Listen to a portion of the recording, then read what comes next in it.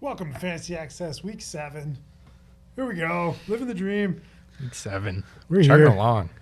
Yeah, can you believe Week 7 already? Yeah, Feels we're like almost halfway. It's been flying by. Just a lot of good football. Yeah. Yeah, you know. A lot of injuries, though.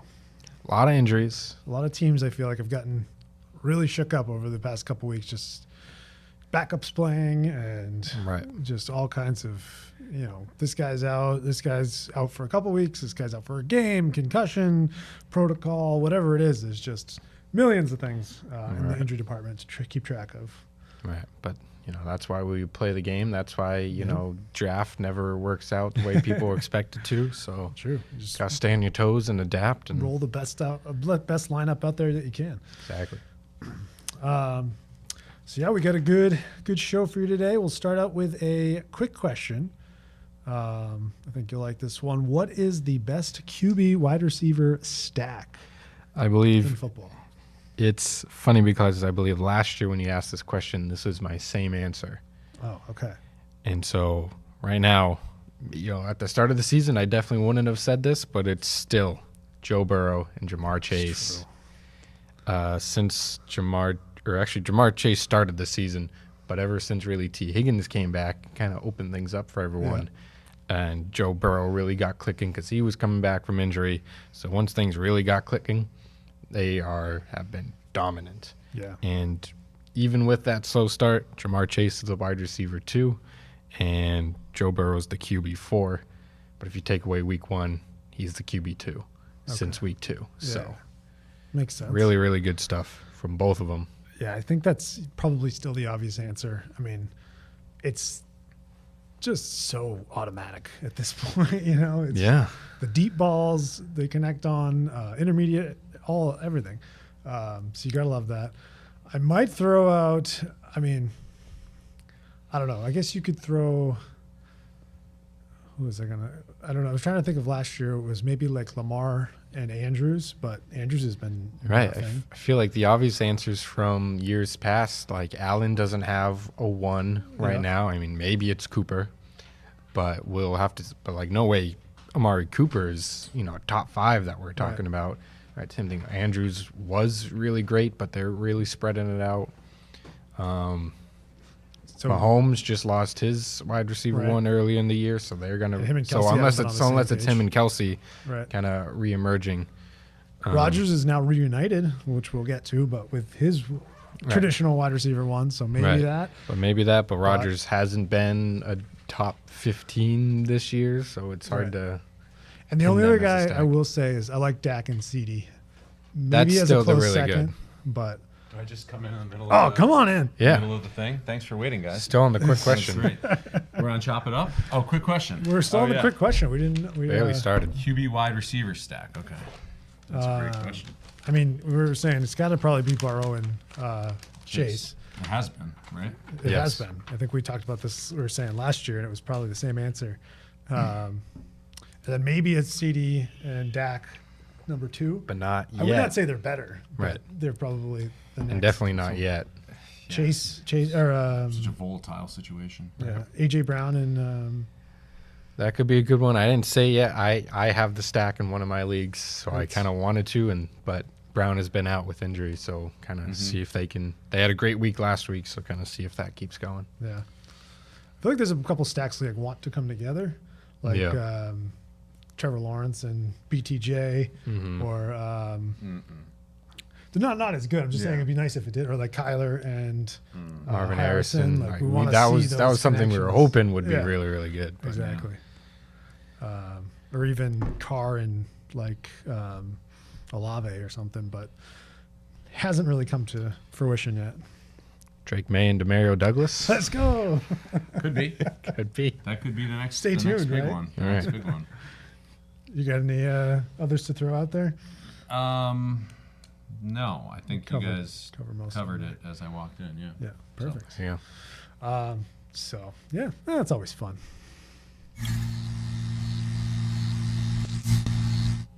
Gotta chop it up. Got the nice graphic today. You're welcome. There you go. I got a couple in here. If you guys got any other ones, we can throw them out there. But first one on the list is the Fields Wilson benching. What are we? Justin Fields 4-2, tied for the lead in the AFC North, and looks like he's getting benched for Wilson. Yeah. Would you guys make that call? I mean, Pittsburgh intended at the start of the season for Wilson to be the starter, but he was out due to injury. And so this might just be, keep the veteran kind of happy and be like, you got the start, like it's yours. But if one thing goes wrong, they might be quick to flip it, knowing that Fields is fully capable. But I feel like there's added pressure on both of them. Yeah. You know what I mean? Like Wilson's now, like if he messes up or isn't as good as Fields was, then. Well, and they're talking about doing like packages for Fields, like it's like the 2-quarterback system at Steve Spurrier in Florida in the '90s or something. Right. This or a is Taysom Hill kind of situation. I mean, I don't know what's going on. I know that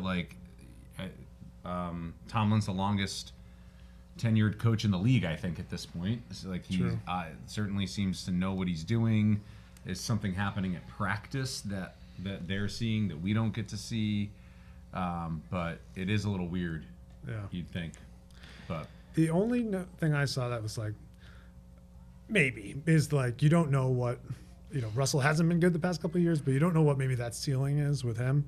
Whereas you're seeing kind of what Fields is putting out there, but Fields' ceiling has been enough. They've been winning, so it's it's also they've been winning because of the defense. True. And especially fantasy-wise, Fields has been good for himself. True. But Pickens has been struggling, and Freiermuth hasn't been a great tight end option. So maybe they're trying to see if the offense can be better, and if the offense can improve under Wilson while the defense stays as good as it has, maybe there's just some more room, some more comfort room in these margins of victories. Yeah, I guess we'll see. When's the last time Wilson played a football game? Sometime Almost a year, yeah. right? Like, because he got benched with, 4 or 5 weeks left in the season, I think, when it was clear they were moving on from him. They threw him on the bench, so he hasn't played football in probably close to a season. Right. Which, I don't know. Right, because they benched him because he was about to hit some kind of guaranteed threshold, and they knew that they didn't want to stick with him for the following year, so they put him on the bench. Yeah, so I don't know. It'll be interesting to see. They got the Sunday night game tonight, or this week against the Jets, who should have a good defense, but apparently don't always. So I don't know. I would be skeptical of making that move with a 4-2 record. The argument the other way is like, why, if you kind of suspect something might be like turning the wrong way, why would you wait until you're in trouble to make the move? It's proactively pulling the pitcher, but then it opens you up to like, because Cam's not here, we can talk about pitching in baseball. It's like pulling Blake Snell, in the World Series when he's cruising, because you think that the third time through the order is not going to be great, but if it works, it's great. If it doesn't, you're open up to criticism. So. Right. Do we just move on? I guess so. Move on, right? I think so. Yeah, Cam had to handle some business. You're here, so we can really talk about this. Davante Adams trade to the Jets, which last week you said wouldn't happen at all. I thought that was my prediction. And I said the Jets had to do it. And they did. Sure enough, they did it. I think that's very good news for Davante Adams. I think it's good news for Garrett Wilson. I think it's really bad news if you had Mike Williams as like a wide receiver 2. Right. Because I think he's going to find the bench more and maybe even find a new team. Right. Because if you assume it's Adams, Wilson, Lazard. Yeah, I think those are your 3 main guys. And they have a couple of like younger sort of like scat, wide receiver rookies that they like. And, it has seemed like, I don't know, like Rodgers called him out Williams, that is, at the end of the last game for running the wrong route.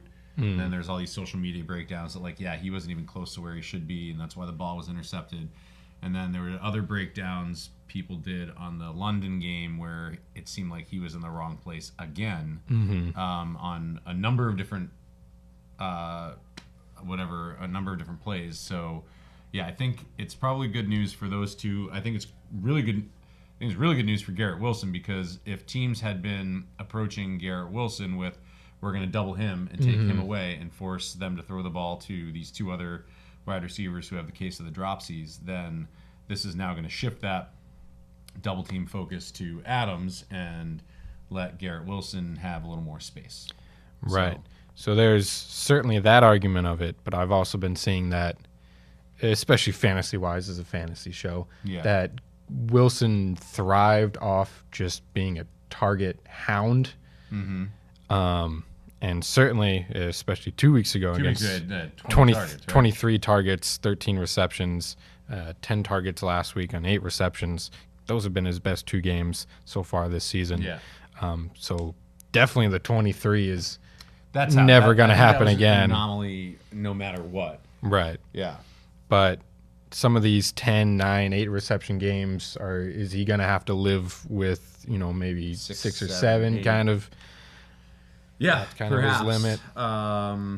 Perhaps. I mean, look up what Alan Lazard's targets have been. He's gotten a lot. He's the one that's gonna see the decrease, because he's gotten more than I thought he would. Past 3 weeks, 8, 9, and 7. Yeah. So like those. So maybe these are.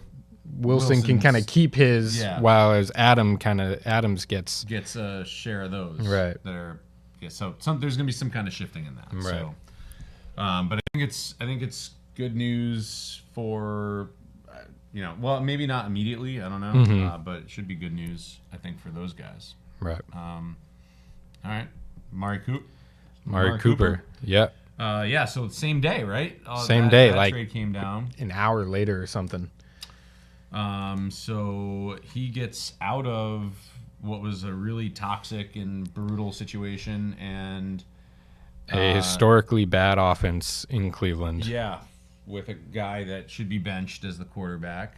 Yeah, so I think that right there is a good movement for him. Josh Allen showed a little more life last week.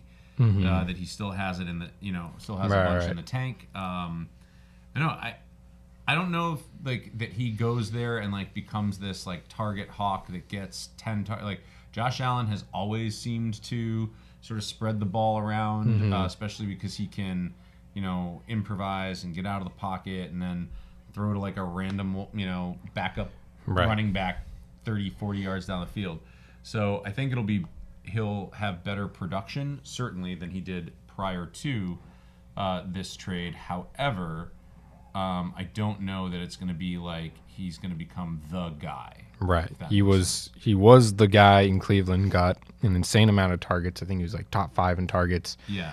But they were such low value targets coming from the arm of Deshaun Watson that it didn't really matter. Yeah. And so he still hasn't had a 100-yard game. Right. Had 2 touchdowns, but that was all in the one Giants game. Hasn't had a touchdown outside of that game. And that was the game where he got 12 targets, 7 catches, and had his most so yeah, prior to the trade, he was trending, especially if you used some decent draft capital. Right. He was trending the other way. This can only help his fantasy stock. For sure. And same thing if you have Josh Allen, maybe this is a big boost to his kind of floor. It's got to be better than just a room of Shakir and Coleman, and Mac Hollins was running routes. Do you think that they thought that Josh Allen was sort of like Patrick Mahomes, doesn't need doesn't need the Tyreek Hill, doesn't need the standout receiver. Right. Well, I think last year they had Stephon Diggs, but they weren't using him. So I think maybe they just thought, so I guess we just don't need a guy like that. Right. But then you realize when you have just a bunch of, middling wide receivers that they're all covered pretty well. And so there's practically no one to throw to. Right. I mean, they're still super heavy on the run game. So and I can't imagine that's going to change just because you add Amari Cooper. Yeah. So they're still going to rely on James Cook and that work to be done. And, maybe Ray Davis now. He's shown. Yeah, man. Whatever that was. Yeah. Right. So maybe they have two great running back options and they're able to keep that run game going. Yeah. What does Cam hit to change the thing? Like, there's got to be a. Is there a? I don't know. I'm not sure. Is it somewhat one of the? Oh. No, I don't know. I sit next to him all the time, and one of these. What are we doing? Trade targets? Does he have something? No. Just chop it up. He's got chop it. He's got hot takes. Well, that's later. Not yet. He's got fantasy therapy. I guess this is still under chop it up. Oh, so this is still a chop it up. Oh, I guess so. Yeah, because they're bold. Yeah, because the titles are bold. Okay, so Figuring out. Based on all of that, is there anybody you're like, take the guys that we just talked about, and any trade targets among those? Like, are you maybe going to try to trade for Fields, thinking that he could become available? You could probably pick up Fields by now. I imagine a lot of people saw the 0 next to his. Yeah. Okay. His prediction Cam. there. Cam's going. Oh yeah, Cam's. With good reason. Right. All right. Who you got for a trade target? So a different name we mentioned, James Cook. He's been one of the best running backs in fantasy, so it might be a little harder to pull him away. But I think between the Cooper news, maybe his owners thinking, they're going to start throwing the ball more. Ray Davis just had a great game, so maybe the owners thinking it's going to be a little bit more of a timeshare. And also Cook missed last week, so maybe they've kind of forgotten how good he was. So I think this might be the lowest his value will go, because I still think even with Cooper, they're going to run the ball a ton. He's going to be super effective, super involved in the pass game as well. Ray Davis was great in his absence, but I don't think he's like James Cook was their starter last year, and they're going to keep going with him. They're not just going to flip from one game. So I think once he's back in there and playing, then it'll be impossible to trade for him because he's going to keep doing what he's started to do. Okay. I think that's a fair assessment. I will go. I talked about him, I think, last week. Jameson Williams. He's not even getting like a whole ton of targets, but he's been good for at least one 40-plus yard reception. Like, he seems, and he's scored in the last 2 games, and that's all with. So his last 2 games have been 2 targets, 80 yards, 1 touchdown. 4 targets, 3 receptions, 76 yards, 1 touchdown. So that offense just looks, I don't know, unstoppable right now. Yeah. The way that, the play calling, the quarterback play. I think the only concern you might have is like if those are anomalies, that the target share is going to be like earlier in the year he'd gotten 9 and 11. And now he's been 3, 2, 4.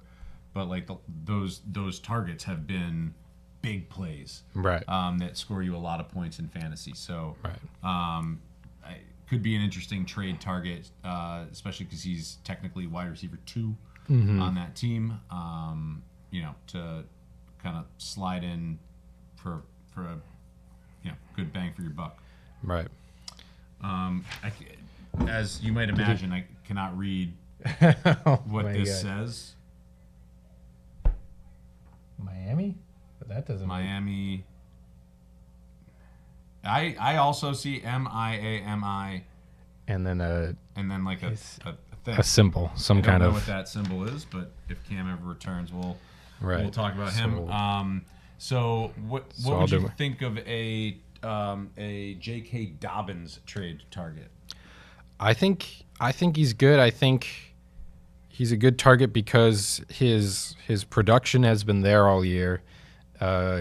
You were wary to draft him because they brought in Gus Edwards, who's probably the starter, but then He's just been getting the carries. He seems to be the guy. Kimani Vidal got some work last week, but he's a 6th-round pick. They just brought him in. Like, it doesn't really seem like he's going to take over any kind of starting role. So the production there, while the risk that you were thinking about in the start of the year, it's still in the back of the mind. So if there's an owner who has Dobbins that wants to get rid of that risk, being like, I've had him healthy. I've had him healthy for 6 weeks. So, I don't want to push the button any longer. Yeah.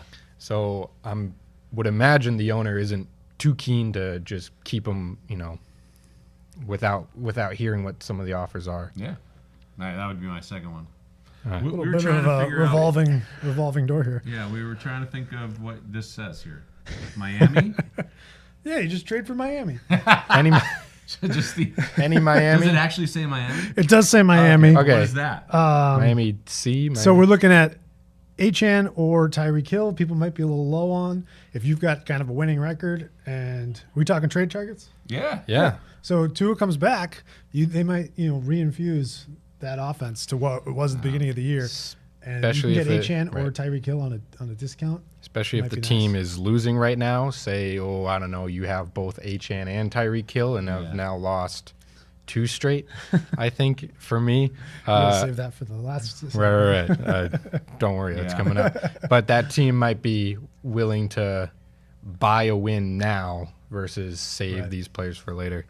I'm not, but Yeah. Might be something you can do. That's your other target, my second player, and I just did trade for him as a second option to a main target, but George Pickens. Oh, yeah. Why not? The name was there, and maybe I'm getting hyped up on the name, but the production has not been. So this is, again, like the cheapest you're ever going to get him, and maybe there's a Russell Wilson bump we were talking about earlier. Justin Fields has been great for himself fantasy-wise because he's been great at running, has been able to throw some touchdowns. It just hasn't quite gone Pickens' way yet. Yeah. And so maybe if Wilson, he's a little older, less not going to run as much, more of a pocket passer. True. Maybe he finds Pickens downfield a little bit more often. I like that. Did you have a second one? I already went. Yeah. Nice. Well done. I'm good. Love it. Yeah. My last one is Brian Thomas Jr. has just been steady and ascending. Each game, the targets are going up, the routes, and hopefully Lawrence can continue to put it together. But I can see him just continuing to have a good year. I think he's leading rookies in receiving, past not targets, yards though. Yeah. So we're not worried about last game. Tough. Chicago's a tough defense. Tough defense over across the pond. Yeah, right. I don't know. But I think the usage, I guess, is what I'm saying. Still 6 targets, which was his lowest since week 2. Right. Against a tough secondary. There were some times where it just looked like what's his name didn't know what was happening on the field. Trevor Lawrence. Yeah. That's true. It looked scary. Jet lag or something. Yeah, could maybe better now that they've stayed there in London for a week. He's adjusted a little bit. Yeah. It's a different country over there. Yeah. But I like the talent, and I think he continued to grow his game here. Counterpoint: whoever owns Brian Thomas Jr. may say, "Yeah, you can take him from my cold dead hands." So that's true. Yeah. Well, I mean, a good offer is a good offer. Bad week last week, so maybe now's the time. Right. Now's the time. Right. So. And then we got some bench stashes, some guys that haven't really popped yet, but maybe you think could. Jared, you got any? My first name, he's already popped, so maybe not quite a stash, but Tyrone Tracy. Ooh, yeah. Maybe someone picked him up and played him, or he's still been on waivers, but now that Singletary's back, maybe he's back available. ESPN had him up to 47% rostered, so he's still out there in plenty of leagues. Yeah. And he had a great week last week in Singletary's absence. And then I think if he can be that good, who cares about Devin Singletary? Like, they brought him there on, not a huge contract. I think only a 1-year deal. So get this young guy involved. They're going to be creative ways too. Yeah. Yeah, he's earned some touches. And that offense needs any help they can get. Yeah. So. Yeah. I told you about him last week or the week before, but Noah Brown, and if I had started him our matchup might have been different. He got 8 targets last week. Oh, wow. Had 60 yards. If he didn't find the end zone, but like that's a game that if he finds the end zone, that's a pretty good day for guy that is probably guy, on yeah. the like waiver wire. Right. So I think he's emerging as the number 2 wideout option on that Washington team, and it seems like that quarterback play is for real now. So there could be some yards to be had there. Yeah, I like that. I'm going to go with somebody whose stash hasn't really gotten the opportunity yet, and he's behind probably one of the best running backs right now, Kyron Williams. But I think Blake Corum, if there's any high value handcuff, I think that would be one of them. And if Kyron were to miss any games, Corum is not a bad guy to have in your bench already. So if you can make room. And Corum was a great draft stash, but a lot of people then dropped him because they realized he might not even be the number 2. But then in recent weeks, it seems like he's now beaten out Ronnie Rivers, so would be in line right. for a. I think he got like the start in the second half or something just to get some run, and did all right. So keep an eye on him. My next one, another guy that's kind of already popped, and that's Pop himself, Demario Pop Douglas. Had a nice little game, right? Had a nice game, back-to-back weeks of 9 receptions, or 9 targets and 6 receptions, but more importantly, this most recent game with Drake May, the new quarterback going forward. On my list as well. Who can probably keep hitting him downfield where Jacoby Brissett could never reach. Yeah, we'll and see. so if there's a receiver to grab in New England, it's him, and maybe they have a quarterback now. It seems like that Polk guy isn't trustworthy. No, not yet. I will, in light of our earlier conversation, there is a top 10 wide receiver that might be gettable. Like, it's fantasy scoring, not an actual top 10. But in fantasy scoring, a top 10 wide receiver that's probably quite gettable right now. And we don't know what the situation is going to look like because of the volatility of it. But Alan Lazard, and looking at these games, he's gotten the last 3 games 8, 9, 7 targets. He has 5 touchdowns. That is a lot. It's a lot of touchdowns. 5 freaking touchdowns. He seems to have some kind of a rapport with Aaron Rodgers. So I think that could be an interesting, if you can somehow find a way to, somebody it could be a trade target too, both trade target and bench stash. That's now Adams is there. What's going to happen to these targets? I don't know, but I don't know. Maybe there's something there. I did not expect this type level of of production, but he's getting the production, and he's finding the end zone. True, yeah, 5 touchdowns is pretty sweet. Which that could crash down tomorrow. Right. But I was going to say, are you concerned that it's going to be Adams moving forward, who's more the end zone target to I don't know. Rodgers? I don't know. I can't pretend to know what that's going to look like. It's going to be weird. Fair enough. Adams in a Jets uniform, wild. Yeah. My last one was kind of the same thing as Corum, just a guy that was kind of touted but hasn't really performed yet, but behind a good, would be kind of second in line, I think, if it were to come to it. But Trey Benson behind James Conner. It's this time of the year that those rookies, somebody gets hurt or banged up, and they get on the field, and we're not really expecting much, and then it kind of comes to light. So any of those high priority handcuff stashes that you can kind of grab, especially a rookie, I think it could benefit you. Yeah, so I like it. It's cut. We're trying to figure out how to. Yeah. We thought we were going to. Well, you didn't miss. Yeah. Well, we didn't This skip. is all chop it up. Yes. No, we're still Yeah, chopping. all right, we're good here. Yeah, we're fine. All right. So our hot takes, we've got 2: our Week 7 bust and our Week 7 smash spot. It's not week 8. No, I messed that up. No. Has it ever been right on our show sheet? Too far behind. Keep you on your toes. Yeah. So my bust this week coming up, wide receiver for the 49ers, Deebo Samuel. Ooh. I say no go against the Kansas City defense. Take him away. They've been really, really stingy against both rushing and wide receivers. Mm-hmm. Which is what the two things that Deebo does. Mm-hmm. But Kansas City, the one way you can beat them is through a tight end, and what better way for the 49ers to run their offense this week than to run through the number one tight end so far in football, in George Kittle. So it's going to be, like we've said all year, like it's hard to predict whose turn it is in the 49ers offense. This week I say Kittle's turn. I like it. Saquon Barkley going back to the Giants. They're hostile environment. Yeah, it's not going to be pretty. So let's say Giants haven't been awful. No, in a very bizarre way. They've not been awful. I mean, held the Bengals to 17 points, but one of them was garbage time kind of right. So I think and the Bengals, who had been high flying pretty much all year, even though the record doesn't show. The offense has been very good.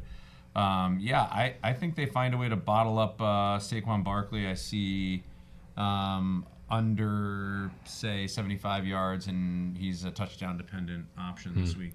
So Giants front four has been good. Pretty, that's been the highlight. Who's the big guy, number 95? Is it Burns? Or is Lawrence? Is that the guy's name? I forget. Man, he's a beast. Whoever it is. Yeah, I like it. I'm gonna go kind of in the same line of thinking as Jared, but Jordan Mason had that AC joint. He's trending towards playing, but could see a little dip in production. Plus, playing a great defense. I'm gonna also temper expectations there with Jordan Mason, who has been one of the best backs thus far. So maybe not his week. Okay. And then our smash spots. Smash it up. For my smash spot, last couple weeks, it's been Chris Godwin's is the number one in Tampa Bay, but I say nay. It's Mike Evans' turn this time against a Ravens defense that doesn't mind giving up the passing game. True. And wide receivers and quarterbacks have been able to put up some big numbers against them. How did Evans do last week? Weren't they playing the Saints? They played the Saints. He had 6 targets, but only 2 receptions and 34 yards. And there was no real fireworks because that's the team that he, him and Marshawn Lattimore stuff. Yeah. Okay, so you think he's the guy? I think he's Baltimore. the guy. He's kind of due, right? He hasn't had a touchdown in a couple weeks, I don't think. Well, he scored 2 in week 5 and he's had another touchdown too. But last week he didn't score. But last week 2 receptions, 34 yards. So I'm just saying, don't forget. Right. Mike Evans is really good. To go. All right. My smash spot is Breece Hall, with a lot of focus going to be on Devontae Adams with what seemed like a far more competent run game with the changing coordinator. Last week, Breece Hall went over 100 yards, and he looked great. Except for when he should have scored a freaking touchdown when he had a breakaway and let the safety tackle him. That's the only thing that was problematic there. But it does seem like they made a commitment last week that this offense is going to run through Breece Hall, and that's going to open up the other opportunities for what is now going to be Devontae Adams and Garrett Wilson. So I think that's probably the trend now is figuring out how to get the ball to him in space rather than just 34 dive. Right. Yeah, I like it. And my smash spot is going to be Brian Robinson Jr. Brian Robinson. I do. He's got that Carolina D who has been the team you start your running backs against. They missed him last week. He had the lingering knee injury, and they ended up sitting him. But I think taking that game off and having this week to recover, looks like he's turned into play and should have a good running game. And kind of they needed that, I think, last week in his absence. So I think he's going to come right back into his main role and have a good week. Mm-hmm. Cool.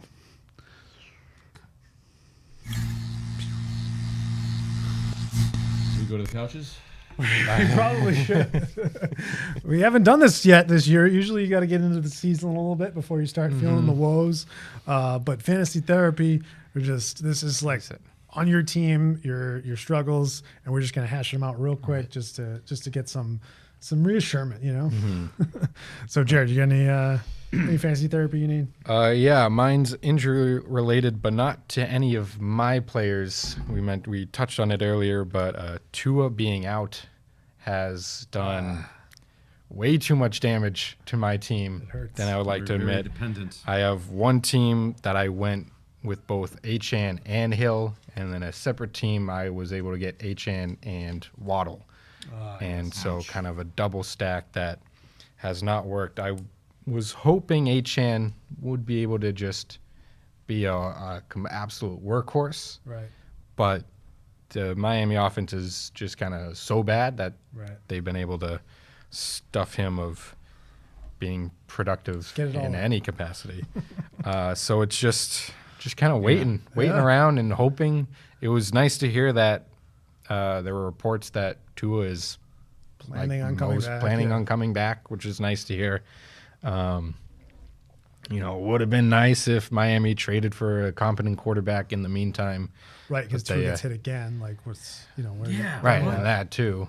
But just also if Tua's out for a month, you signed a guy off someone else's practice squad. Clearly you weren't going to go in house, and so you bring in someone else, and even he can't throw the ball.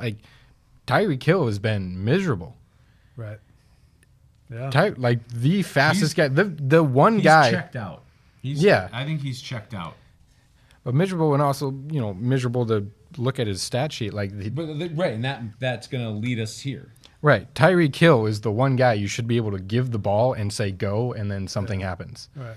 And it just hasn't happened at all. It's not been that. And Waddle has been completely useless. So it's the waiting game for a player I didn't even draft to come back from an injury, and then on top of that, it's not. This is hardly something you can't do an X-ray and be like bones all healed, anything like that. You just gotta hope that his head is okay and he can protect it going forward. History suggests it gets worse and worse the more concussions you get. So it's what's gonna set the next one off. Just a regular old sack. Right. He stands in the pocket too long, throws at someone coming at him, and gets hit then. Is that going to be enough? So it's true. Scary. Jeez, yeah. I mean, hang in there. Yeah. Thanks. I got Rome Odunze. Odunze, and just hasn't been a factor. I started him the first couple of weeks. He did terrible, or wasn't getting the ball. Then benched him. Then went over 100 yards. Got a ton of targets. Was week 3. Week 3. 11 targets, and then I played him, and he's been just like a pedestrian wide receiver. That's not even really the blow up games an on your option. bench. And I was prepared for it to be like that because I didn't think Caleb Williams would be able to throw the football the way he's been this effective this quickly. But that's not the case. And Caleb Williams is becoming really good. He's turning out so far to be, everything all the prognosticators suggested. He's just not throwing the ball to his fellow rookie wide receiver. And it's frustrating, and I don't expect you guys to have the answers, but we're not the problem solving stage. I don't think there is a problem. No. It's just it's just disappointing that this is the way it's playing out. And it's been different guys every week, it seems. Keenan Allen has a couple touchdowns. You had DJ Moore. There's a DJ Moore week, Cole Kmet week. Kmet and his long. Maybe you'll get a Rome Odunze week where maybe he gets 2 or something. But you can't predict it. You can't bank on that. You can't predict it. Can't throw him in. Totals have been abysmal. The floor is literally 2 points. Yeah, you don't want to be stuck with that. And he's achieved under that twice in our league. No, okay. I feel like all those guys, all those receivers are pretty much boom bust. It's going to be one of them. not necessarily many of them. It's frustrating. But you're right. You were hoping for a rookie to rookie connection to develop and flourish as time went on, but you thought. So maybe we got a bye week, so he wasn't gonna play anyway. But maybe this is their like. I think it's very safe to bench him this week. Yeah. But during the bye week, they're gonna get the rookie going. I don't know. We're gonna get him more involved. Right. Nice. My fantasy therapy is I am the Jordan Mason manager, and I feel like the clock is ticking. I don't know if CMC is going to be back. Do I make a move and try to go get CMC on the cheap, and then I've got that backfield buttoned up, or do I just ride the wave as long as I can and hope that if CMC comes back, they keep Mason a part of it. Therapy. He's asking our advice. Exactly, that's what it is. Well, I'm in the problem solving stage. He's in the problem solving stage. So it's a tough call there. Yeah. So I did put I know in my smash spot, but I have Brian Robinson, and he's at my 4th running back. And if I were to maybe be able to get the CMC manager to make a trade for somebody you can use this week against Carolina, maybe that's a risk they're willing to take. If CMC comes back and they put both of them on the field at the same time and nothing bad happens? I don't know. That's what I'm trying to figure out. I mean, could they really feels go a little away bit- from him after feels- he's been so good? Yes, because It's CMC. you're right. Jordan Mason's replacement is Christian McCaffrey. But Yeah, I mean, I think you got to just ride it. Ride the I Mason think wave? because I'm assuming you picked him up Yeah. off waivers, so you've had a very nice ride on this. Yeah, it's been great. This pickup. I say you could easily ride him till the wheels fall off, and then bid him a Bit of do. and thank him for his service to helping And you what along if for those weeks. McCaffrey's not like. Yeah, if McCaffrey comes back and something's still nagging him. Yeah, I and mean, then he's back down again. what was back it? to Germany. What was it? Double somethinitis. Yeah, and Achilles something. Achilles tendonitis. So you don't try to trade for CMC. I think you do because Oh, okay.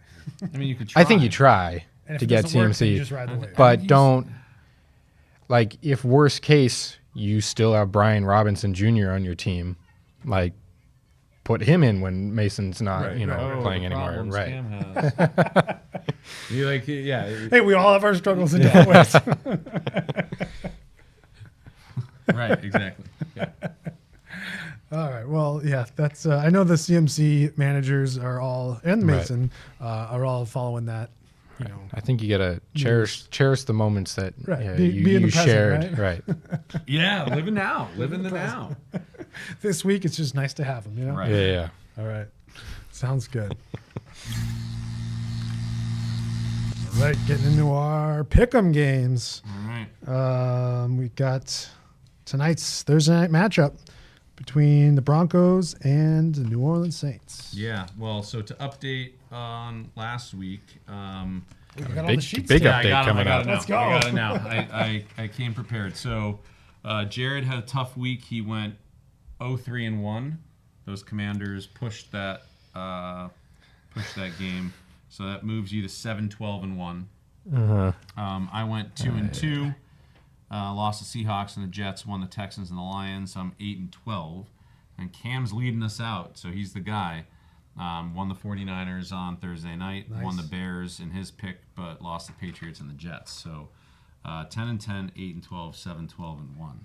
Nice. Cam is. I was 5-1 at one point. Yeah, you were in a groove. There we go. And now Shows Now what you I know. know. It's really It's was okay, just you can really bounce was back. just luck, I guess. But One all week. right. So why don't we put Cam on the spot? Start with him since he's the leader. he's in the been clubhouse. mooching off of our Yeah, picks. right. He's been That's the thing. drafting off us here. So Denver, New Orleans. Denver going to New Orleans, and I'm not prepared for this. So hold on. I have What do you got? the Broncos as road favorites at -3. Who's playing quarterback for New Orleans? Rattler. Spencer Rattler. Spencer Rattler Yeah. out of Cincinnati, right? I think so. These guys just show up sometimes. Yeah. I think he spawned as a Saints backup. Okay, so What is it? minus Denver is a 3-point road favorite. And I'm going to take Denver. Okay. No analysis, just picking it. That Denver D, I know that our boy there, the cornerback, Patrick Surtain, is a little banged up. I don't know if he's going to play or not. I haven't heard. But that D in general has been really good. And with the rookie Rattler and Noah Olave and no Shahid. Yeah, they're both out? Yeah. I It's believe just a Kamara. It's Alvin Kamara Shahid versus a might good be defense. out for the rest of the season, is last I heard. They're doing stinks. surgery He's been today. a go-to guy for them, too. Yeah. And Olave's got a concussion? Yeah, Something. I think he was ruled out officially. So it's just Alvin Kamara, who's been great, but against a really good defense that's kind of just focused on him. I don't see that going so great. Yeah, I was gonna say Surtain being out obviously stinks. Is he out? If I guess Okay, Surtain is out, I don't know with the recent news. If Surtain is out, it obviously stings for the Broncos, but there's no outside wide receiver to cover anyways. So I think Bud memes or He's something. not playing. I think they'll just be thus fine. And you forgot the biggest story, which is Sean Payton returning to New Orleans for the first time, I believe. Wow. I think he's played the Saints, but it was in Denver. So now he's back in New Orleans. Is it a revenge game? I think it's a revenge game, so I will take Everybody. the Broncos. And Bo Nix has looked Decent. good enough to kind of got a Sutton, they got the running Steelers backs. situation where it's the defense is really good, but the quarterback in place has been able to do enough. All right, let's see. Let's go. Oh boy, trying to look at what's the defense like over there. They've been pretty good. The Saints, right? Or are they terrible? Well, they middle of the road. Yeah, they're dropped okay. 4 straight. Yeah. All right. Let's see. So they have lost 4 straight. They gave up 51 points to Tampa Bay last week. So that's trouble. Well, hey, that's Baker Mayfield, Yeah, best quarterback that's in the Baker league. being It's hard Baker. to. Yeah. I hate to make it all 3, so I won't. I'll pick the Saints. just because. Just playing the game. I'm playing the game, but also like if they can confuse the rookie quarterback, that perhaps that's a thing. So yeah, I think they're not Las Vegas. They're more it's a better defense than that. So I'll say it's a weird dogfight, like a weird score. Like, like 12-6. Yeah, that sounds about right. Well, that wouldn't be within the 3 points. Whatever, it doesn't matter. Right. All right, Patriots, a newly revived, dare we say, newly revived Patriots game. This is in London too, the 9:30 game in the morning. Jared, you're going to pick first. Jacksonville is technically the home team. Yes. Home away from home. They're really 5.5-point favorites. 2-1-5 teams. So I've thought about a little bit about this, and I am going to pick the Patriots. But speaking earlier, I said maybe Trevor Lawrence just had some jet lag, and now he'll be okay because they stayed in London. So now maybe the Patriots have some jet lag, and Drake May's never traveled, internationally for a football game before. He's probably never traveled internationally. I don't know. Right, maybe. But I think despite all of that, in my heart, I believe that it's Mayday and that the Jaguars Is that stink. a good thing or a bad thing? It's Mayday. Mayday. And the Jaguars stink at football. So I'll take the Patriots. That should be a plus, I believe. Oh, yeah, your plus. I want my points. Yeah, you want those points. Just in case. I don't. This game just stinks to high heaven. It's a not our best representation overseas. I don't know. The Patriots defense was very concerning last week. It is a good offense, but that was terrible. And here you are talking up, rookie wide receivers and telling me all these great things about the Jaguars that should be and should become. Should be. And now there's tape on Drake May. I'm surprised this isn't a pick 'em. I'll take the Jaguars. I also thought for a second, there's tape on Drake May, but I don't trust Doug Peterson to really do anything with that. So he's still trying to figure out the time difference. Yeah. I'll take Pats and the points. Plus. Just hoping, hoping that they right. figure something out. All right, so the Jets are Sunday night. Devontae Adams on the Jets now. That swung these points apparently. It was Steelers like +2 or -2. Now it's Jets -2 on the road. So there's a lot of change that happened there. I do think that the Jets defense the Jets offense looked a lot better. They had nearly 400 yards of total offense and had opportunities to get into the end zone. I'm going to count that as an anomaly and say that they're going to be able to move the football here. And plus, I don't know about Russell Wilson. We were saying when you were out, he hasn't played a game in probably about a year. Right. So that's, you can practice all you want, but the games... We need like a contingency if Russell plays and then if Fields plays. Yeah. Well, I'm going to pick the Jets -2. They win the game. If Fields was playing, I think I would take Pittsburgh. Yeah, I would be more apt to do that too. Yes. I'd be more concerned if Justin Fields was the quarterback. Yeah, but I guess it's going to be Wilson, so I guess I'll take the Jets too. No faith. I'm feeling like I did when I first joined the show because I'm picking the Pats and I'm picking against the Jets, which is something I used to always do back when it was Bill Belichick. So we're back, baby. Guess so. I think, there was Mike Tomlin made a comment. They were playing the Raiders, a few weeks ago, and he said we're game planning for Adams now, and we get to game plan again for him this week. Yeah. So they have a little bit more. Destroyed. Just because of this Justin Fields. And I'm not picking the Steelers for who's running their offense. I'm picking the Steelers because their defense has been just that good all year. All right. So Cam, we're now in our individual games. So what do you got for us on that front? Let's look at the Green Bay and Houston game. Let's look at it. Take a game. All right, so Texans are at the Packers. The Packers are 2.5-point favorites. Both teams look pretty good. Yeah, both teams scored a lot of points last week. It should be a good, a high-scoring game, which is what I like to watch. No. Okay. I have a backup for this. But I'll go. I'm going to take the Packers at home. Let's go. They've looked really good. Packers minus the 2.5. Maybe Josh Jacobs gets a touchdown for my fantasy team. I wonder what this game's going to be like. It's two decent defenses, but I don't know. Also, two good offenses. Like a lot of fantasy players. Yeah. Right. Like all the Packers receivers, Josh Jacobs. Mixon versus Jacobs. Mixon. You got Diggs and Dell versus Reed and Watson and Dobbs. It's good stuff.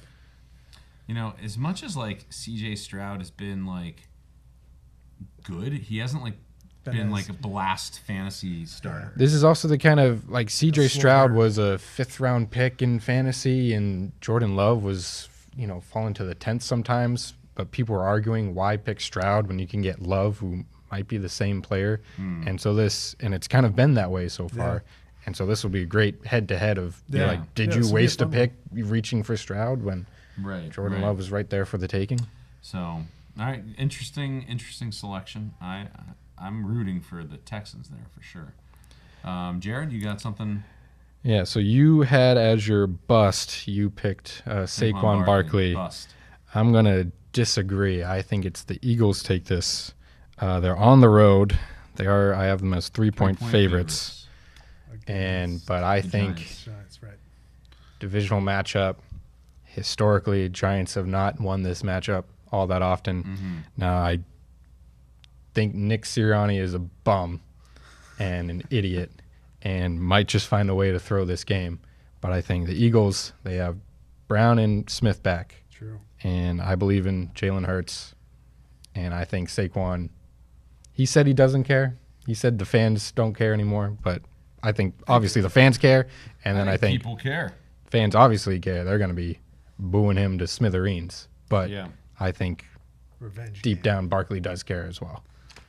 Nice. Okay. I'm going to go with the Lions at the Vikings. Ooh, that's a good one. Lions did me well last week. They're also receiving 1.5 points here, so I'll take those. Vikings a little off the bye week, stumble a little bit out of the gate, and like we were talking when you were out, just the Lions' offense is so good. just like ridiculous right now. Yeah. So I think that maybe the Sam Darnold, dream is going to start to end. And the Lions are going to rally around like not having Aiden Hutchinson, and it's going to be a good game for them. It's just one of those things of, can you picture the Vikings as 6-0? I mean, hard to. No, are they the only undefeated team left? It might be. The Chiefs had a loss. Chiefs 5-0. Right. Okay. All right. Just like everyone predicted, right? So those are the picks, and then we got to check in on our baseball picks. Not a lot good happened there either. So if you were drafting off Jared's picks, you went 0 for the whole thing because he said Padres, Tigers, Royals. That was out. I said Padres, Tigers, Yankees, so I got one right, and you said Padres, Tigers, Yankees also because you just. Only so many options. The Yankees, they're up 2-0 now. You see any of that? No. All right. Are you? Here's the situation. All right. So it's runners on second and third. You're the Cleveland Guardians. Okay. Okay. Aaron Judge has been electric in the regular season. It's really struggled in the postseason. He's not been able to put it together. He's batting like 100. Jeez. The guy that bats in front of him, Juan Soto, has been playing great. Second and third, first base is open. One out. You walk in Soto to get to Judge? Because that's what the Guardians did. Did they? Yeah. And you have no idea if it worked out or not. This is the best part of this conversation. No clue. I'm going to say no, I don't. Yeah, I you go got to pitch after to Soto, right? Yeah, you go after Yeah, it didn't work. They pitched to Judge. They're saying it might have sparked him. Mm-hmm. He had a sac fly, and then he later that game or next game hit a 2-run home run. Yeah. Oh, yeah. So not wake really, a sleeping giant there.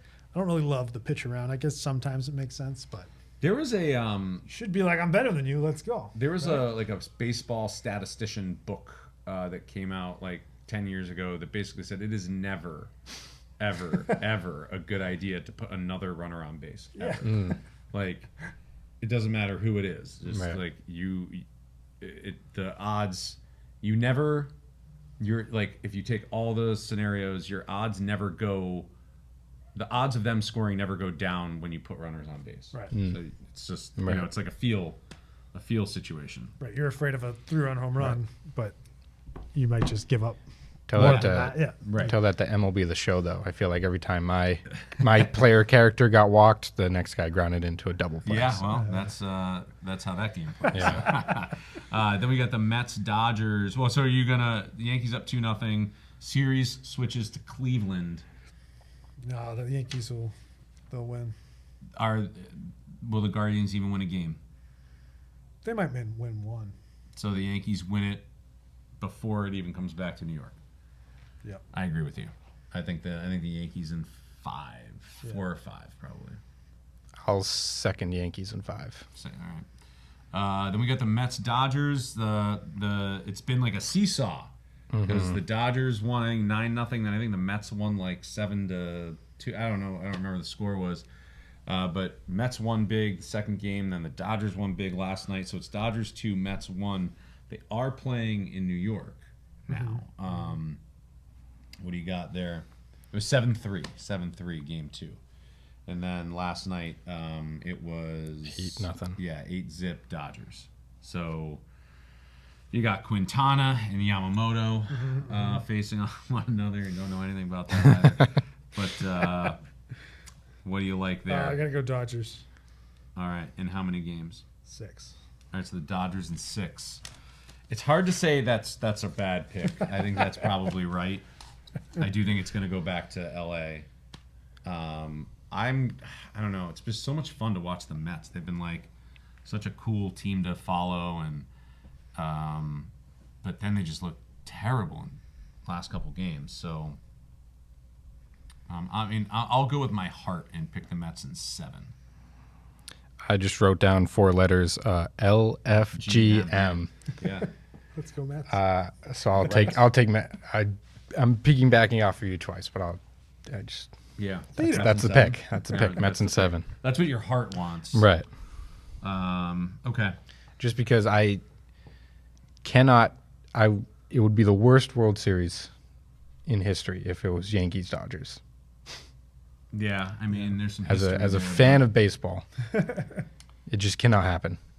Also, well, I think the worst possible scenario would be Guardians Mets. I think that's what like Major League Baseball wants the least. Sure. But you think that is?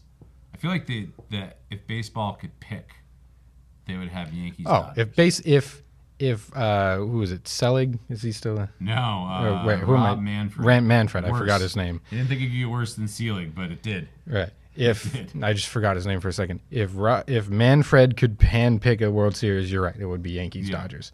But if baseball fans voted, the 2 fan bases they would least want to see in the World Series, it would be the Dodgers and the Yankees. Interesting. I feel like people would dislike Yankees Mets more. Like that'd be fun for New York, but not like fun elsewhere. Nobody else would care. No, but Who's the favorite of the 4? It's got to be the Dodgers. Dodgers left, yeah. I think if you the odds favorites would probably be the Dodgers at this point. Is that a big gap? Is that a Kansas City Chiefs gap, or is it? No. No, they've been a little vulnerable, but They had the best record in baseball, didn't they? I think they did. Yeah. Yeah. Where do you stand on automated umpires? Well, we talked about this a little bit with the Foul ball. Foul ball. Yeah. Now I'm talking, whether you could review it. Yeah. I want the strike. Like I want to know. it Should just the like strike turns red or zone- turns green. Well, Like there's a- a couple like of a light? different. So there's a couple of different things on this. Like there's That'd that. actually be Like you sweet. do like basically the ump has an earpiece in. Get rid of the And- ump. It's just in the way. Well, you need somebody to call like out safe, like down there eventually. But like, he's got an earpiece in. Immediately, it rings up striker ball. Yeah, You like that? it is right. It's what's the fact is. Of the Right. thing. Now, what about this? What about having? Well, the technology would have to be like perfect.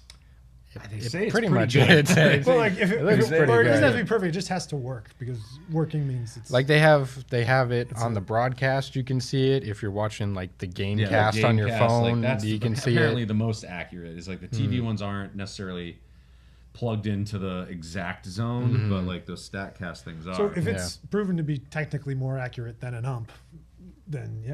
Well, they're definitely gauging umpires based on those metrics. Yeah. What about this? What if you kept the umpires and you allotted the team X number, say 3 challenges that have to be done immediately on the spot by the batter? That's being tried in some leagues. So basically, like AAA had it. it's like the tennis. Like the Yeah. ball's out, they have to immediately be like challenged. And the weird thing about baseball would be there's 9 dudes as opposed to 1, right? In tennis, it's just you.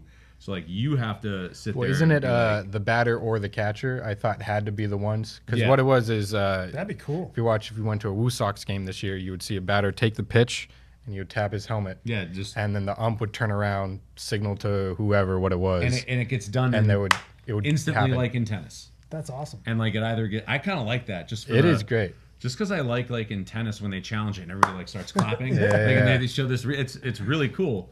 Yeah. So I would be in favor of People that. hate a bad call, so anytime there's a All right. chance to like get it right, then Yeah. it gets exciting. And I think there is an element of like a strike there, there is a zone, but a strike is a pitch that looks like a strike and a ball is a pitch that looks like a ball. Like that, those are the definitions. There isn't really, decide and like it's up to the ump's discretion. And I think it's like, you should have swung at that, or no, you're right not to swing at that. Yeah. And I think that should stay a little bit of Yeah. like 3-2 pitch, and that was kind of close. I'm going to ring you up. Yeah, I like the challenge better. You want the challenge? That's your. It's good, a good medium. Yeah. It's good. All right. So put Cam's commissioner for a day. That's the change you're making. Yeah, that's it. I love that. And we're not That pitching was around. great. Who says you're we're not not a pitching baseball around fan? anybody. Yeah. We're gonna have all the show sheets from the last several weeks. All right. All right. Well, tune in next week, week 8. We'll be back. See ya.